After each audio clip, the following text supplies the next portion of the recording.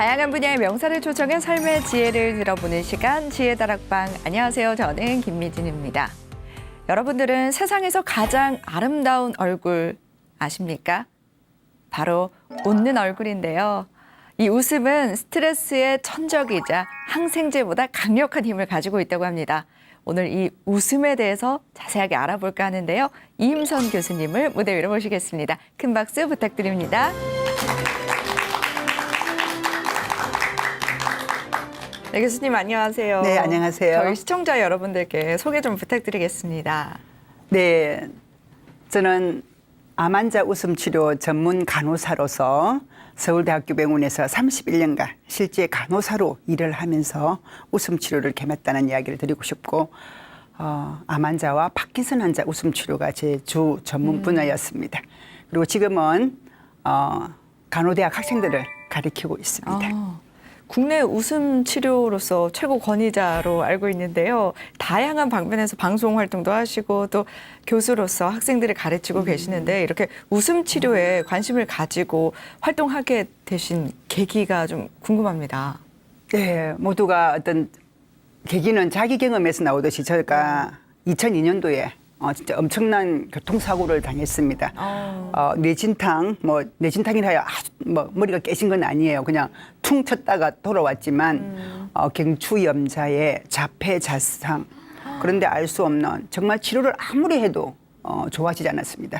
근무를 하면서 3년 동안 치료를 받았는데 결국은 우울증이라는 전 단계까지 갔어요. 그래서 만나게 된 것이 웃음이었고 웃음은 제가 새롭게 태어날 수 있는 하나의 계기가 되었습니다. 웃음을 통해서 교수님께서 새로 태어나게 되셨다. 네, 새로 태어난 말씀이시죠. 네. 그럼 오늘 강연을 통해서도 이런 웃음의 중요성, 또 치료에 대한 방법 이런 걸 알려주실 건가요? 네, 사람들이 웃음이 좋다는 건 너무나 알잖아요. 네. 그런데 진짜 몰라요. 진짜 좋은 것 알면서도 행하지 않잖아요. 몸으로 진짜 웃어보면 그 가치가 너무 남다른 거예요. 세상 그 어느 것보다도 좋고 중요한 거라는 거. 그래서 어떻게 웃는지도 알려드리고 싶고 웃음이 뭔지. 그럼 제가 했던 웃음 치료는 환자들에게 어떤 영향을 주었고 그러면 부작용은 전혀 없느냐? 그렇지 않아요.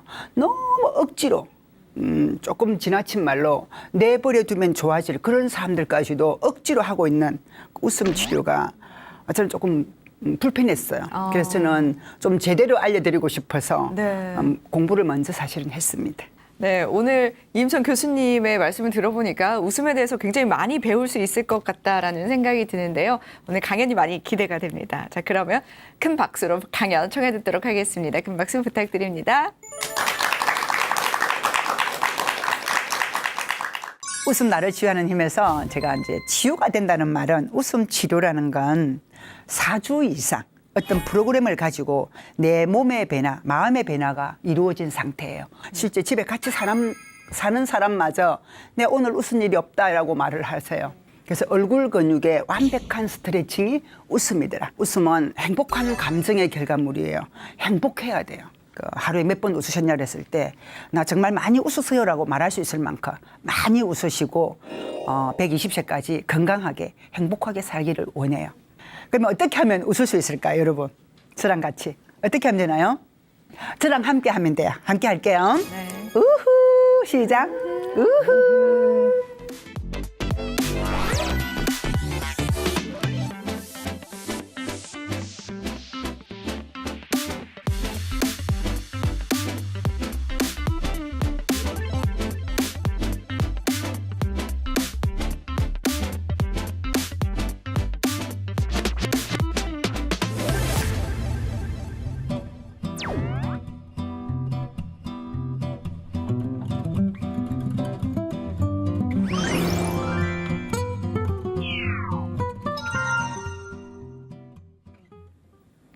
네, 오늘 제가 강연할 부분은 웃음, 나를 치유하는 힘입니다.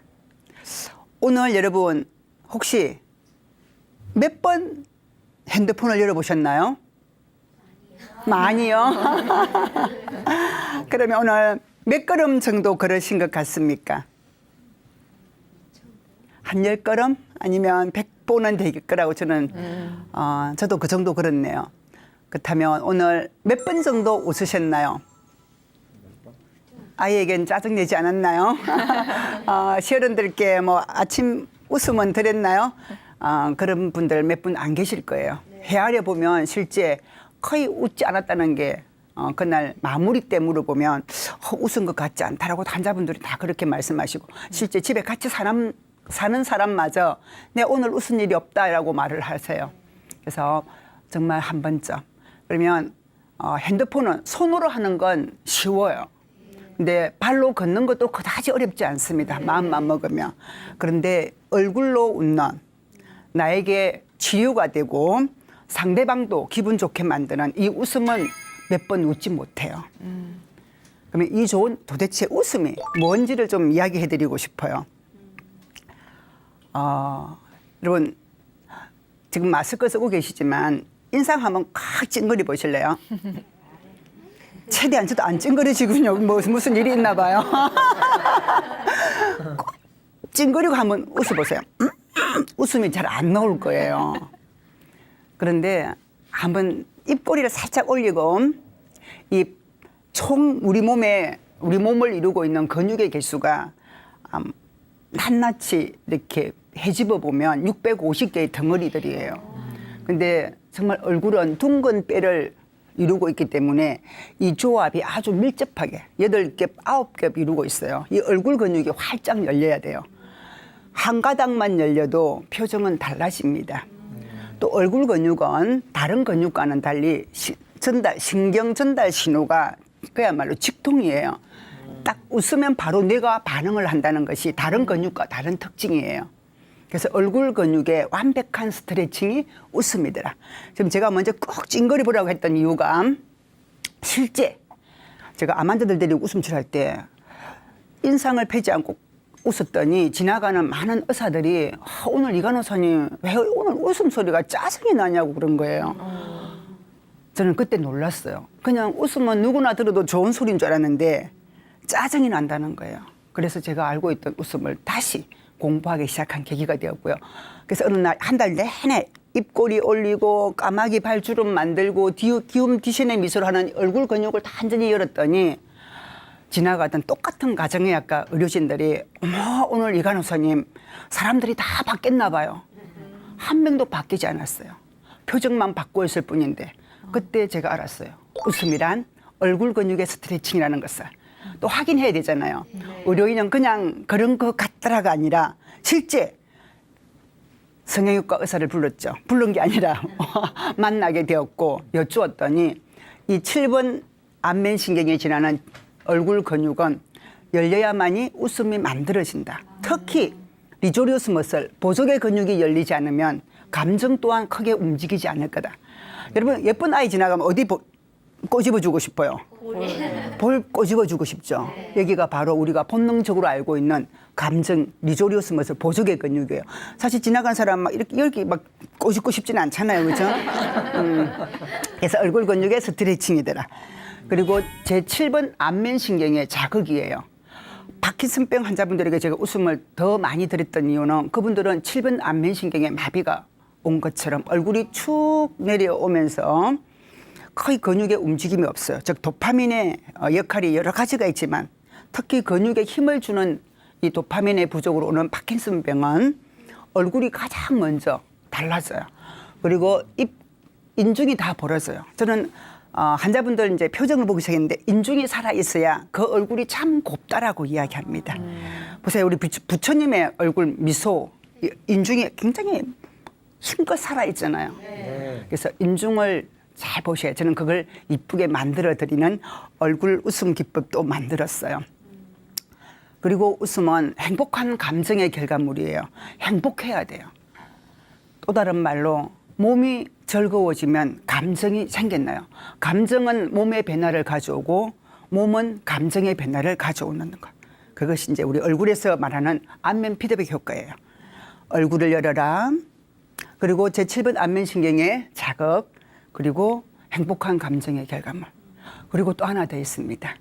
정말 웃음은 정신적으로 건강한 사람만이 낼 수 있는 거예요. 정신과 환자들 웃을까요? 안 웃을까요? 안 웃어요. 많이 웃어요. 그런데 실실실 웃어요. 눈을 안 마주치고 웃어요. 웃으면 그냥 우리가 나중에 웃게 되면 이 큰 웃음 있죠. 그냥 호탕하게 웃는 그 아이들이 뛰어다니면서 깔깔깔깔 엄마가 시끄러 이렇게 야단칠 정도로 건강하게 웃는 웃음은 정신과에서는 볼 수가 거의 없어요. 그냥 실실실 웃고 다니는 의미 없는 웃음이라고 말씀드리고 싶네요. 그래서 정신적으로 건강한 사람만이 감정 표현을 할 수 있는 것이 웃음이더라. 뭐 언어학적으로도 여러 가지 이야기했지만 제가 암 환자 웃음 치료와 함께 서울대학교 병원 많은 의료진들과 함께 내려진 정의는 조금 전에 말씀드린 것처럼 얼굴 근육을 활짝 열어라. 제7번 안면신경, 결국 뇌의 12신경 중에 중요한 7번 신경의 자극, 뭐 다른 신경과 다 연결되어 있습니다. 뇌의 신경 자극이 웃습니다. 그리고 행복한 감정의 결과물로서 나오는 거고 몸과 마음이 건강할 때 특히 정신적으로 건강한 사람만이 만들어내는 것이 웃음이더라. 그렇다면 또 하나 의학적으로도 이런 웃음의 정의가 있다면 우리가 일반적인 그냥 우리가 누구나에게 말할 수 있는 웃음이라 머리가 숨 쉬는 거예요. 웃을 때 머리가 쉬게 됩니다. 머리가 숨 쉴 때 우리는 웃음을 만들어낸다고 볼 수 있죠. 그리고 또 하나 높은 수준의 깨달음이에요. 우리 그 부처님의 미소, 뭐 천년 뭐 신라의 미소 등등 미소를 바라보고 있으면 약간 내려다보는 느낌, 환수 위에 있는 듯한 어떤 그냥 일반인과는 조금 다른 의미에서 내려다본다는 느낌의 미소를 짓고 있잖아요. 그래서 한 수 위에 있는 것, 즉 높은 수준의 깨달음을 웃음이라고 합니다. 제가 그 옛날에 그 어떤 강의를 왔을 때 제 옆에 앉았던 스님 한 분께서 그렇게 말씀하시는 거예요. 부처님의 미소는 높은 수준의 깨달음을 의미한다. 그래서 중생들을 내려다보면서 웃고 있는 거래요. 그래서 너의 웃음 치료가 되려면 웃음을 한 수 위에 있게 만들어라. 그래서 모든 깨달음의 위에 있는 그것이 웃음이니라. 그렇게 말씀하셨고 우리가 그러죠. 지금 여러분도 제 강의를 들으면서 무슨 소리인지 알겠다는 거잖아요. 네. 높은 수준의 깨달음. 즉 우리 몸에서 가장 높은 곳이 머리예요. 머리가 숨쉬는 그곳. 그리고 높은 수준의 깨달음. 그래서 우차사 개콘을 보고 우리 할머니는 웃지 않습니다. 이렇게 말씀드리면 좀 그렇지만 무슨 소리인지 모르는 거예요. 그 옛날 웃으면 복이 와요를 지금도 보여드리면 무슨 소리인지 아시고 웃으신다는 거. 그렇다면 잠깐 그러면 웃음의 이런 이론들 우리만 지금 이 시대 사람들이 웃음을 굉장히 중요시하지만 고대 그리스 철학자들도 철학이라 하면 인생, 즉 인생은 무엇인가, 인간은 무엇인가, 자연현상은 무엇인가 이런 거에 고민하던 분들도 웃음에 대해서 매우 고민하셨어요. 그래서 수많은 철학자들이 고대 그리스 철학자부터 여러분 고대 그리스 철학자 누구 알고 계셔요? 아리스토텔레스, 소크라테스, 플라톤 등등 이런 부분들도 웃음에 대해서 매우 고민 많이를 했고 그들의 경험으로도 웃음은 치료 효과가 있다는 것을 이야기하고 있었어요. 그러면 그들이 말했던 웃음 이론을 몇 가지 설명드릴게요. 제가 대학원생들에게 이제 과제를 내는 건데 아주 막 이만큼 글을 써내지만 핵심은 이거예요. 우월감의 이론이에요. 우월감의 이론. 내가 남보다 조금 더 잘난 척 아니 그것도 포함되지만 잘난 것 같다는 어떤 감정이 들 때 웃음이 나온다는 거예요. 여러분 올림픽 경기나 뭐 이렇게 우리 월드컵 때 이겼을 때 막 소리 질렀잖아요. 네. 그것 또한 멋진 건강한 웃음이에요. 그리고 이제 그런 소크라테스와 이제 플라톤 이런 분들이 웃음의 우월감을 이야기했다면 그럼 그것만 웃음이 아니다. 모순 이론. 내가 어떤 기대감에 바뀌었을 때 내가 이럴 거라고 했는데 달라졌을 때 이제 모순 이론은 이렇게 생각해 주시면 좋겠어요. 그러니까 우리 아기가 자기 바지를 입고 나와야 되는데 뭐 아버지 바지를 입고 왔다 형 바지를 입고 왔다 질질 끌고 나온 다음에 웃음이 나오잖아요. 네. 그런 이제 모순 이론, 기대 이론 거의 비슷한다고 생각하시면 좋겠어. 또 하나가 이제 사회성 이론인데 사회성 이론은 사회에 적응이 되지 않으면 앙리 베르고송의 이제 사회성 이론 적응이 되지 않으면 즉 사회적 어떤 현상에서 이런 모임에서 뭔가 함께 하지 못하는 그냥 비웃음거리라는 거죠. 그것 또한 웃음을 자아내더라. 그리고 이제 프로이드가 말하는 안도감의 이론. 저는 이쪽에 이제 많은 무게를 두는데요. 사람들이 뭔가 특히 암 환자다 보니까 내가 이제 의사가 암이 뭐 암세포가 많이 줄었습니다. 환자들은 웃음이 나오겠죠. 네, 기쁨. 웃지는 않아도 얼마나 마음에 안도감이 있겠어요. 그때는 억지로 만들지 않아도 내면의 웃음이 만들어진다는 거. 그래서 안도감의 이론. 이런 프로이드가 이제 강조하는 안도감의 이론. 이런 웃음 이론들 덕분에 웃음학이라는 게 있습니다.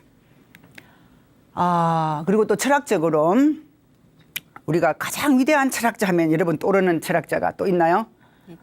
니체와 우리 김미진 MC가 또 니체라고 말씀하시는 니체와 이제 또 임마누엘 칸트를 들지 않을 수 없는데 이분들 또한 웃음은 진짜 치유 효과까지 있다라고 칸트는 강조하고 있어요.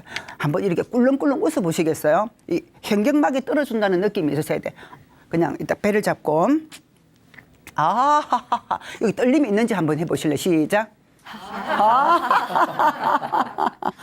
뭐 이 정도 웃어가지고는 전혀 느낌이 없을 수도 있는데 실제 제대로 요절복통 나중에 하게 될 요절복통 반대소 등등등 하다 보면 이 현경막의 단축적인 수축이 되어 공명이 되어 나오는 소리가 진짜 웃음소리인데 실제 달라집니다. 치유 효과까지 있다고 이야기하고요. 그냥 단순히 현경막의 단축적인 수축은 공명이 되어 나오는 소리가 웃음소리인데 옆에 옆구리의 갈비뼈 사이에 늑간근을 움직여 주어요. 그래서 폐기능도 좋아집니다. 그리고 니체는 진짜 더 많이 웃을수록, 즉 정신이 건강할수록 더 많은 순수한 웃음이 나온다고 강조하고 있죠. 그러면 웃음에 주는 의미가 있을 거잖아요. 그래서 제가 지금 이 지혜의 다락방에서 말씀드리고 싶은 건 사실 웃음에 주는 의미를 좀 더 많이 강조하고 싶어요. 웃음은 진짜 역경을 이겨내는데 가장 큰 힘이 됩니다. 진짜 힘들 때 환자들이 한 번씩 웃어주면 가족은 안도에 숨을 쉬어요. 반대로 가족이 딱 웃는 가족이 이게 잠깐 웃고만 들어와도 내 결과가 좋구나. 환자가 웃어요. 웃음은 서로를 가장 건강하게 만드는 치유제도 하지만 또 의사소통이에요.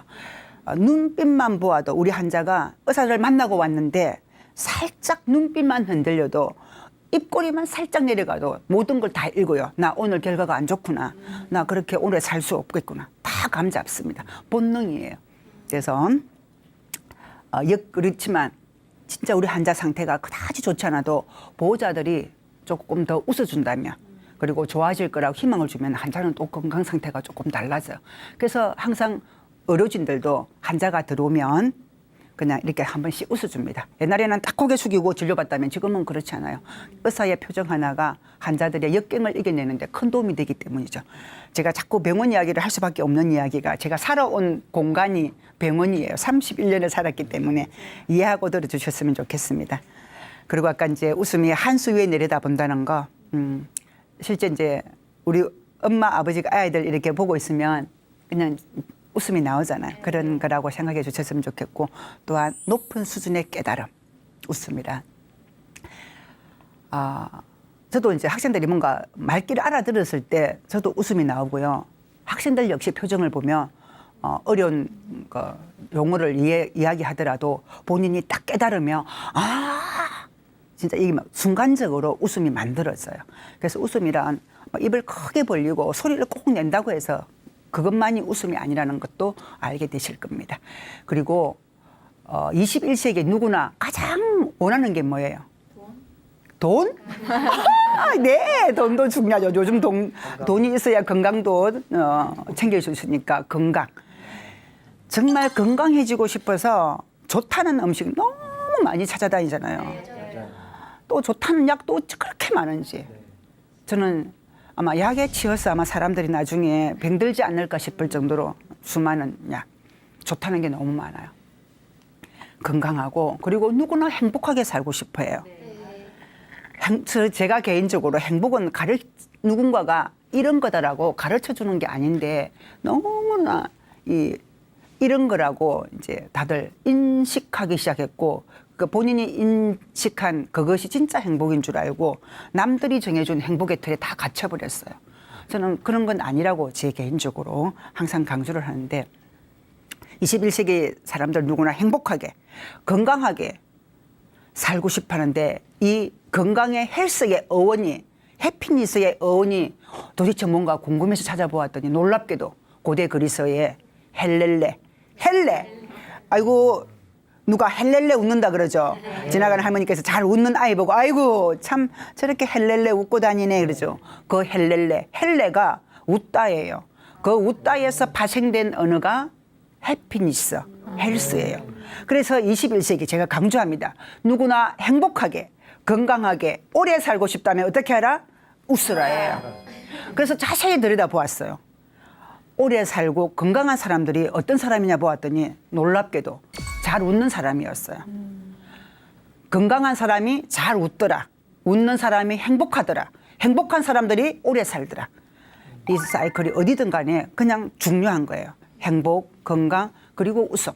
다른 말로 나는 건강한데 웃을 일이 하나도 없으면 120년을 살라 그러면 살겠어요, 여러분? 한 번도 웃을 일은 없어. 몸은 괜찮아. 그런데 또 반대로 조금 하나도 너무 아파. 웃을 일이 하나도 없어. 그것 또한 120년 못 살아요.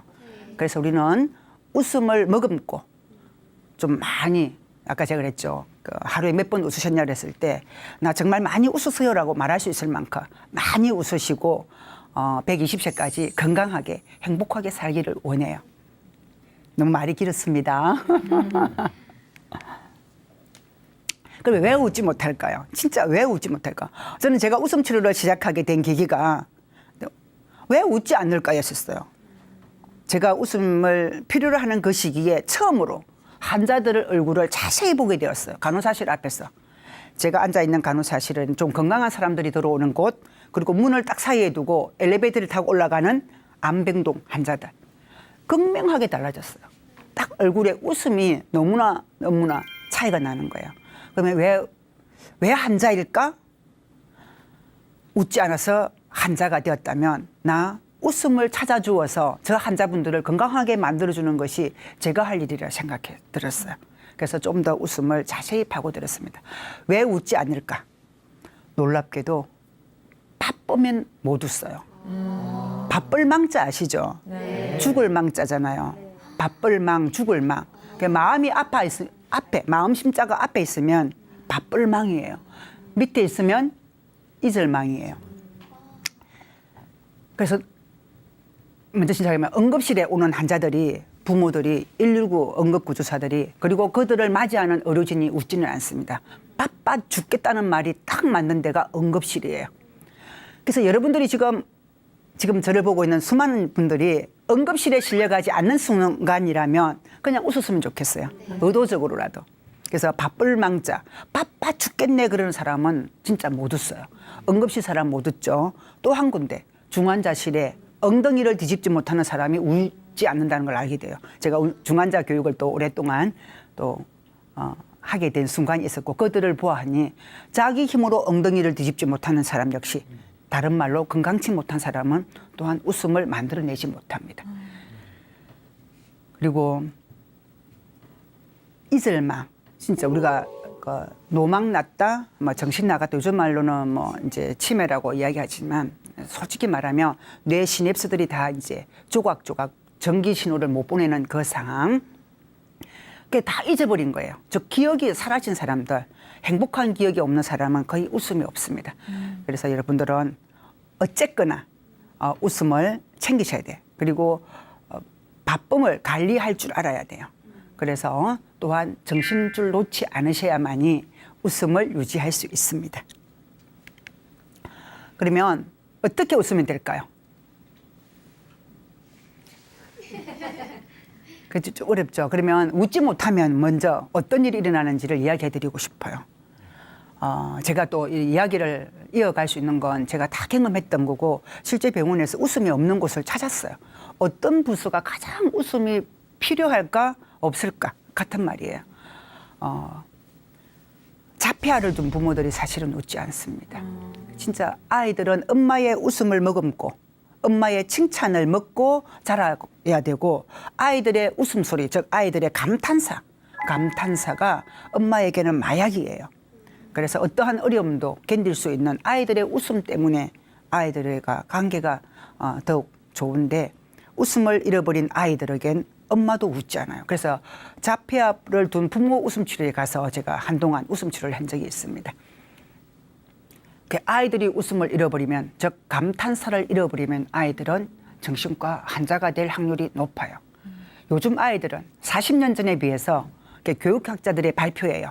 아이들의 웃음소리가, 즉 감탄사가 얼마나 줄었는지 보았더니 40%가 사라졌대요.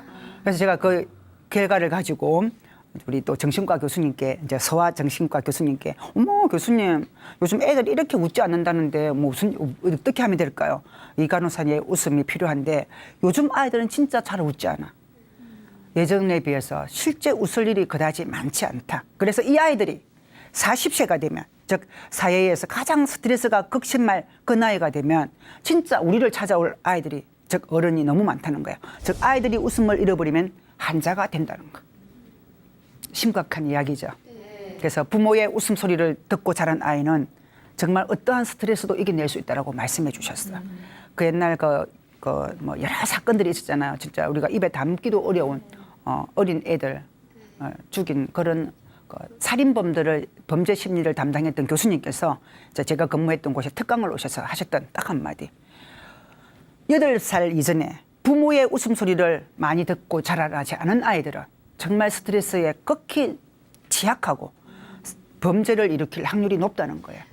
그래서 웃음소리를 많이 들려주어야 돼요. 그 학원에 보내는 게 중요한 것이 아니라 부모의 웃음소리를 듣고 자란 아이들이 건강한 사회 구성원으로 자랄 수 있다는 것. 그리고 학생들 놀지 않아요. 저도 지금 학생들을 가르친 지 이제 서울대 병원을 떠나서 이제 오래됐지 3개월 남짓 되었는데요. 애들이 너무 웃지 않아요. 더구나 마스크를 써서 웃지 않는다가 아니라 남과 소통하지 않아요. 그냥 다 핸드폰 속에 그냥 무심한 표정으로 얼굴 내리고, 그래서 짜증이 많아요. 그래서 의도적으로 웃음을 만들어주지 않으면 아이들이 웃는 법도 다 잊어버렸어요. 그렇게 훈련되어진 아이들이 나중에 사회에 나가면 견디지 못해요. 그래서 1년 이내에 직장을 그만두는 아이들이 너무 많다는 게 또 이런 이유가 아닐까라고 저는 예측을 합니다. 그리고 신혼부부들, 이혼 위기에 있는 부부들의 가장 특징적인 것이 웃음이 사라져요. 말소리가 투박해져요. 그래서 한번 해볼래요? 이제 저같이 진짜 왜 그렇게 되는지. 시작. 그리고 A씨 한번 해보세요. 시작. A씨. 기분 나쁘나요? 안 나빠요. 이미 이 감정을 고스란히 드러내는 이 목은 필터가 따로 없어요. 그냥 내가 이후 하면 입꼬리가 올라가면 기분 좋음으로 바뀐 거예요. 그 소리를 담아내는 목소리는 상대방을 기분 나쁘게 할 수가 없어요. 잠깐 이렇게 내리고 A씨 한번 해보실래요? 이렇게 마스크 A씨. 기분 나빠요. 제가 지금 듣고 있는데도 기분이 나빠요. 그래서 어쨌든 기분이 좋지 않을수록 하고 말을 했으면 좋겠어요. 그래서 학생들도 제가 이 훈련을 많이 시키고 신혼부부들, 위기의 부부들이 가끔 찾아오면 제가 얼굴 표정부터 바꿉니다. 정말 달라요. 그래서 웃음이 사라지면 이혼율이 높아질 거라는 거. 물론 가장 큰 이유가 경제적인 이유도 있겠지만 저는 감정의 문제라면 웃음을 잃어버린 채 이야기를 하고 그 들은 상대방은 더욱 기분 나빠져요. 그래서 이만한 일이 이렇게 커지는 거죠. 어쨌든 노인들은 그러면 어떻냐? 노인들이 웃음을 잃어버리면요 입에 달고 살아요. 죽고 싶다고. 심심해서 죽겠다고. 이 심심함, 외로움, 웃음 없으면 인간이 견디낼 수 없는 진짜 지나친 고통이에요. 이 고통 나중에 또 다음 시간에 설명을 좀 깊이 드리겠지만 이 외로움을 느끼는 영역과 고통을 느끼는 영역은 일치합니다. 그래서 배고파 죽는 거나 심심해 죽는 거나 비슷한 고통이에요. 그래서 노인들은 웃음이 없으면 남아있는 시간이 너무 힘들다는 거. 그래서 제가 노인 웃음 치료에 가서 10분만 이렇게 웃게 만들어도 너무 좋아를 하시는 거예요. 그 그때 저는 제가 웃음 치료를 하기를 참 잘했다라고 제 스스로에게도 잘했다고 이야기해요. 그러면 어떻게 하면 웃을 수 있을까요, 여러분? 저랑 같이 어떻게 하면 되나요? 저랑 함께 하면 돼요. 함께 할게요. 네. 우후 시작. 우후 10초 이상 10초 이상 머물지 않으면 안 돼요. 그리고 혼자 웃지 못해서 다들 안 웃는다고 그러는데 혼자 하면 되도록 도와드릴 거예요. 다음 시간에 제가 혼자 할 수 있는 웃음 기법들로 준비가 다 되어 있고요. 저랑 함께 하면 됩니다. 한 번만 대볼게요. 그러면 다른 거 함께 하면 된다. 이 손가락, 가운데 손가락으로 까마귀 발주름을 내린다. 그리고 엄지손가락으로 보석의 근육을 입꼬리, 즉 우리가 말하는 구각을 딱 올린다. 그리고 나머지 손가락으로 대혓골근과 소혓근을 잡으세요. 그리고 하나 둘 셋 하면 옆 사람 보시고 나 귀엽지 하고 10초간 봐줍니다. 하나 둘 셋 나 귀엽지. 네, 그냥 웃음이 나오잖아요. 그래요. 그러니까 만약에 아이가 집으로 들어올 때 뭐 또 시어머니가 들어오실 때라도 며느리가 어머님 오셨어요 이러면 얼마나 좋아하시겠어요. 저 가끔 그럽니다. 웃음 나를 치유하는 힘에서 제가 이제 치유가 된다는 말은 웃음 치료라는 건 그냥 한바탕 까르르 웃는 것도 사실은 나쁘지 않아요. 그런데 치료가 되려면 4주 이상 어떤 프로그램을 가지고 내 몸의 변화, 마음의 변화가 이루어진 상태예요. 좋은 쪽으로. 여기 이 상태에서 웃음 치료를 해서 여기까지 잠깐 좋은 상태로 돌려놓겠다 그러는데 정말 자칫 잘못하여 하면 안 되는 뭐 중증 우울증한테 웃음 치료를 해서 환자가 죽었다 이러면 안 되겠죠. 다른 뭐 특히 부작용이 나는 사례가 많아요. 그래서 웃음 치료는 4주간 적어도 최소 4주간의 프로그램을 가지고 환자가 어떤 좋은 몸과 마음의 상태 변화가 좋은 쪽으로 일어났을 때를 웃음 치료를 한다.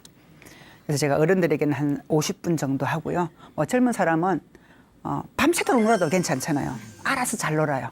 그래서 그런 분들에게까지는 하지 않고 웃음이 꼭 필요한 대상자가 있어요. 그런 분들에게 웃음 치료를 하는데 기쁨의 신체화예요. 즐거운 감정을 몸으로 표현해서 이 몸이 근육이 주는 여러 가지 또 이점이 있습니다. 근육에서 나오는 여러 가지 또 신경 전달 물질이 이렇게 뇌를 신경 전달 물질을 활성화시키는 이런 물질들이 나와줘야만이 치유가 일어나고 때로는 치료가 되기도 합니다. 그러면 제가 그러면 웃음 치료를 하고 어떤 변화가 있었느냐, 그럼 어떤 게 좋았냐라고 하면 간단하게 세 가지만 말씀드릴게요. 신체적으로 저는 제가 자폐, 자상, 숨도 좀 쉬기 어렵지만 제일 심한 건 경추염자여가지고 정말 이렇게 하면 당겨서 이 척추가 아프고요. 이렇게 하면은 딱 걸리는 거예요. 그래서 3년간 트랙션이라서 이 목 당기는 거 있죠. 추를 달아서 당기는 거. 그럼 하루는 괜찮아요. 이렇게 3년간 치료를 받았어요. 그렇게 아팠던 것이 지나가는 우리 가정의학과 과장님께서 이제 이 간호사는 이제 머릿속에 골뱅이 된 거래요. 숙이면 아프고 이렇게 하면 딱 하고 이미 세팅이 되어서 다른 방향을 틀지 않으면 고생할 거라고. 그래서 이제 정신과에 가기 직전이었었어요. 정말 우울했어요. 저는 또 제가 교통사고를 당하고도 제가 그분에게 제가 다리가 안 부러지기 때문에 합의를 봐줬어요. 그냥 가시라고. 그렇게 해서 3일째 되던 날부터 꼼짝을 못했어요. 이렇게 치료를 받던 중에 이제 웃음 치료를 만나게 되어서 달라졌어요. 진짜 한바탕 웃고 왔더니 달라진 거예요. 완전히 달라졌다고는 말할 수 없지만 그때 그 짜증나고 통증이 사라졌다는 거. 그래서 신체적인 측면에서는 그렇게 좋아졌고요. 마음은 제가 웬만하면 화를 안 내던 사람이 3년 내내 짜증을 내서 우리 아이들이 기억하고 있어요. 엄마가 기분이 좋으면 배가 부른데도 짜장면을 사줬대요. 근데 엄마가 기분 나쁘면 배가 고픈데도 빗자루로 때렸대요. 어쨌든 저는 제 부정적 감정이 훨씬 컸던 거죠. 근데 웃음을 만나고 나서 제 감정이 긍정적으로 바뀌었어요. 그래서 아이들이 다 커서 하는 말, 엄마가 웃음 치료를 하고 나서 가장 달라진 게 있다면 엄마는 짜증을 내지 않는 사람, 함부로 말하지 않는 사람이었다고. 그래서 엄마의 웃음을 참 좋아합니다. 3년 동안 애들이 얼마나 힘들었겠어요. 사회적 측면에서는 저의 웃음을 통해서 한자가 좋아지면 그 한자의 가족들이 좋아지고요. 또 그 가족들이 모여서 또 사회 구성원이잖아요. 사회적 건강까지 가져오고 저는 제가 웃음 치료를 함으로써 국민건강보험공단 어르신들이 365일 200원 저병원 다녀요. 그래서 보험공단에서 웃음 치료를 해달라고 하는 그날만큼은 환자들이 병원에 안 가는 거예요. 그래서 지금 실제 국민건강보험공단 산하에 웃음치료사들이 많이 활동하고 있습니다. 저는 그래서 제가 개인적으로 사회적 건강을 가져왔다라고 이야기 드리고 싶네요. 그리고 웃는 사람은 또 다른 사람들에게 해를 크게 끼치지 않잖아요. 저는 그렇게 이제 제가 또 바라는 일이고요. 암 환자들 웃음 치료를 진짜 열심히 했습니다. 제가 스스로 전문가라고 암 환자 웃음 치료를 많이 했다고 한 건 병원의 특성상 또 저에게 암 환자들이 많이 와주셨고 또 그분들이 좋아지셨고 또 좋은 상태를 유지함으로써 또 많은 의료진들이 보내주셨어요. 그래서 8주 프로그램을 가지고 실제 암 환자들에게 웃음 치료를 했더니 효과가 탁월한 거예요. 잠이 잘 온다는 거예요. 그리고 놀랍게도 밥맛이 땡긴다. 그래서 진짜 밥만 보아도 구토를 하고 싶고 토해내고 싶었던 이 사항들이 죽 한 그릇 먹고 갈 정도는 되더라는 거죠. 그렇게 해서 결국은 밤에 잠을 잘 자게 되는 거예요. 그래서 저는 여러 프로그램을 가지고 했습니다. 그래서 8주 프로그램을 잠깐 보고 있는 거고요. 그래서 지금 월요일에는 외과, 또 화요일에는 유방암 환자, 수요일에는 파킨슨, 내과 환자들은 시간이 가면 갈수록 힘들어지는 환자들이에요. 그리고 목요일에는 진짜 만나면 가슴 아픈, 더더욱 가슴 아픈 호스피스 환자들.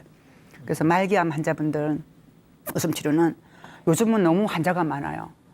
예전에는 제가 이제 처음 신규 간호사일 때는 암 환자가 그렇게 많다고 느끼지 못했어요. 10년쯤 지나니까 한 동네에 한 명이더라고요. 그래서 동네에 한 섬마을에 그 보호자들이 다 올라오세요. 그러다가 어느 날 진짜 한 집에 한 집 건너 한 명씩이에요. 그리고 건강검진이 활성화가 됐죠. 그러다 지금은 한 집에 2명씩이 암 환자예요. 딸이 유방암이면 엄마는 뭐 폐암이든지 아니면 그 반대로 해서 정말 90 노모가 60대 딸의 아픔을 간호해야 되는 그런 이제 아주 어려운 시기가 도래가 되었습니다. 그래서 저는 암 환자 웃음 치료를 계속 하고 있고 시간표를 두고 했다는 이야기를 잠깐 드리고 싶네요. 그러면 웃음 치료가 뭐냐? 웃음 소리가 들어가야 돼요. 그리고 심장 박동수가 최대 심장 박동수의 80%까지 올라갈 수 있도록 진짜 운동했다고 느낄 만큼 심장 박동수를 높여주고 그리고 자기 표현이 되어야 돼요.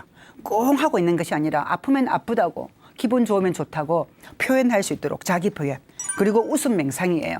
뭐 웃음 맹상이라 하여 막 이렇게 뭐 눈 감고 이런 아주 긴 시간을 요하는 게 아니라 까르르 웃고 난 뒤에 눈을 딱 감고 있으면 그 평온함, 그 아주 시끄러운 소리가 웃음 소리였다면 가장 눈을 감고 있을 때 그 고요함, 깊은 고요함, 내면의 시간을 들여다볼 수 있는. 그리고 이제 우리가 심장, 좌측 심장을 토닥토닥 하면요. 우리가 아기 재울 때 다닥 하는 거 있죠. 이 심첨, 심장 이제 박동이 시작되는 그 이제 S베이 노드 쪽에 탁 누르면요. 다른 건 심장 박동수가 그지 의지대로 안 놓아지는데 여기를 토닥토닥 하면서 나는 날마다 점점 더 좋아지고 있다. 기도하는 것처럼 108배를 하는 것처럼 기도하는 마음으로 자기 손으로 자기 몸을 터치해야 돼요. 우리 몸에는 마이너스 소체, 파티니, 루피니 소체가 다 있어서 다 말귀를 알아들어요. 우리 피부는 뇌신경에서 출발했기 때문에 다 알아들어요. 그래서 말을 하는 거예요. 제가 웃음 맹상이라 하면 그야말로 맹상 전문가들이 하는 그런 맹상도 가끔은 초대를 해서 하지만 그냥 환자분들이 혼자 할 수 있는 맹상. 나는 날마다 점점 더 좋아지고 있다. 정말 20번씩만 마음으로 되뇌이면요. 너무 평온해져요. 맥박수가 딱 제자리에 돌아와요. 제가 호흡 관리까지는 전문가처럼은 못 해드리지만 제가 웃음 치료가 잘 되고 있다는 건 처음 시작할 때는 낱낱의 호흡으로 만나요. 그런데 시간이 딱 지나면 저와 호흡을 같이 하고 있어요. 그래서 너무 편안하다는 거예요. 그래서 저는 웃음 명상까지 포함되었을 때를 웃음 치료라고 합니다. 그래서 4주 정도 한다는 것. 막 웃음 운동 있죠. 이제 다음 저를 기대해 주셔도 좋은 건 2주, 3주, 4주차가 동물 웃음 운동으로 맥박수를 한껏 올려드릴 수 있어요. 최대 심장 박동수에 90이 올라가면 마라톤을 한 것처럼 기분 좋아진다는 거. 거기에는 사운드, 스피드, 심플, 섹시예요. 4가지 S가 들어갑니다. 오는 다음에 기대해달라는 뜻에서 효과는 여러분들이 이제 뭐 다 찾아보시면 돼요. 웃음 치료 효과를 구글 검색을 하셔도 되고 또 공부 좀 하시는 분들은 국회 도서실에 가셔서 웃음 치료라고 딱 치면 웃음요법, 웃음 치료 다르지 않습니다. 수백 편의 논문이 나와요. 정말 놀라운 건 효과가 탁월하다는 거예요. 어떤 간호사는 이제 진짜 산후 우울증을 예방하기 위해서 웃음 치료를 하지만 이 유접 분비를 위해서 웃음 치료를 했더니 실제 프로락틴 등등이 분비가 되더라. 저는 제가 이제 진짜 우리 암 환자들이 너무 좋아지는 거예요. 그리고 이 왜 왔냐 그러면 잠을 잘 자서 온대요. 진짜 잠을 잘 오게 하는 게 웃음일까? 결국은 저의 웃음 치료는 암 환자들을 깊게 주무시게 만들고 그때 멜라토닌이 생성되고 그 멜라토닌이 가장 강력한 항암제였다는 거죠. 효과는 너무 많습니다. 그런데 부작용이 있어요. 부작용을 설명드리고 이제 마무리를 할 건데요. 부작용은 웃으면 기분이 너무 좋겠다. 그러면 우리 집에 웃지 않는, 우리 집 우울증을 앓고 있는 이 애를 끌고 가서 웃음 치료하면 되겠네라고 다들 생각하실 텐데 절대적으로 정신 우울증은 뇌의 암으로 생각해 주셔야 돼요. 치료 받으셔야 돼요. 우울증 약물을 먹어야 웃을 힘이 있는 거지. 진짜 웃을 힘도 없는데 억지로 어떻게 좀 웃었다고 했다면 진짜 그 다음 날 죽을 수도 있어요. 죽을 힘을 가져요. 딱 죽을 만큼의 힘을 가지기 때문에 죽을 힘도 없던 사람이 웃고 나면 죽을 만큼의 힘을 가져요. 그래서 정신과 의사의 도움을 꼭 받고 즉 약물을 받고 치료를 받으면서 웃음 치료를 겸해야지. 참 많은 사람들 오해하고 있어요.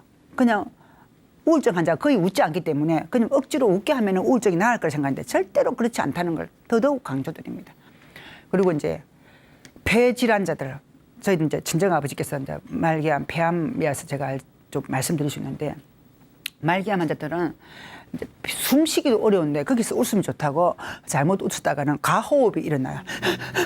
그래서 비닐봉지 씌워야 됩니다. 그래서 이제 폐질환자들도 웃음 치료가 조심스럽고 천식 환자들도 이 목에 기관지 천식이 있으신 분들은 갑자기 웃으시면 이 소리가 기관지를 자극하여 천식 발작이 일어나요.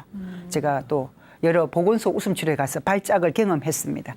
그리고 뇌질환자들 중에 간질 환자는 안 돼요. 뇌전증 환자분들은 그만큼 웃음이 뇌에 어딘지를 모르게 정말 뇌 전체를 자극을 주기 때문에 간질 포인트를 자극을 줄 수 있다는 거예요. 그래서 확인했습니다. 그러니까 뇌전증 보시는 분들은 웃음 치료는 아직 뇌전증 환자에게는 큰 도움이 되지 않느니라. 너의 웃음이 다른 모든 환자들에게는 큰 도움이 된다. 그래서 신경과 환자분들을 교수님들이 저에게 웃음 치료를 보내주시는 이유는 너의 웃음은 탁월하다는 거예요. 사실은 환자들이 웃으면 이렇게 병원에 많이 울지 않아도 될 텐데 실제 웃지 않고 커피숍에서 커피만 마신다고 치료되는 건 아니라고 말씀하셨습니다. 충분히 기도 많이 하시고 염불 하시고 108배 하시고 그리고 웃었으면 좋겠어요. 저는 그렇게 해서 뭐 여러 가지가 부작용이 있었지만 아주 심각하지 않다면 함께 따라 웃어주시고 어느 한날 365일 중에 웃지 않다가 지혜의 다락방을 보는 오늘 까르륵 웃으시면 안 돼요. 평소에 웃어주셔야 돼요. 매일매일 웃는 게 중요해요. 강도가 중요한 것이 아니라 빈도가 더 중요하다는 이야기를 드리면서 웃음은 여러분을 건강하게, 즉 여러분을 치유하는 힘을 가졌다는 것을 강조드리면서 제 강의를 마치도록 하겠습니다.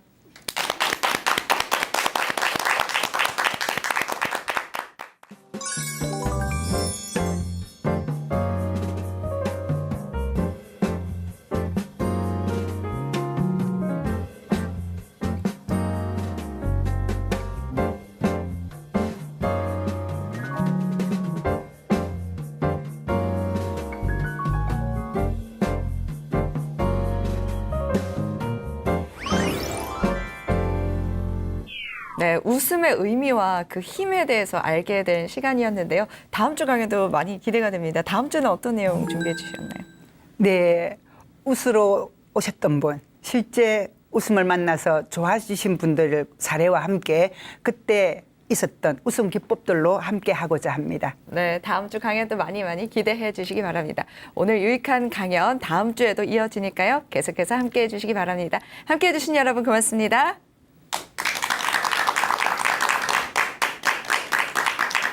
고생하셨습니다. 네, 감사합니다.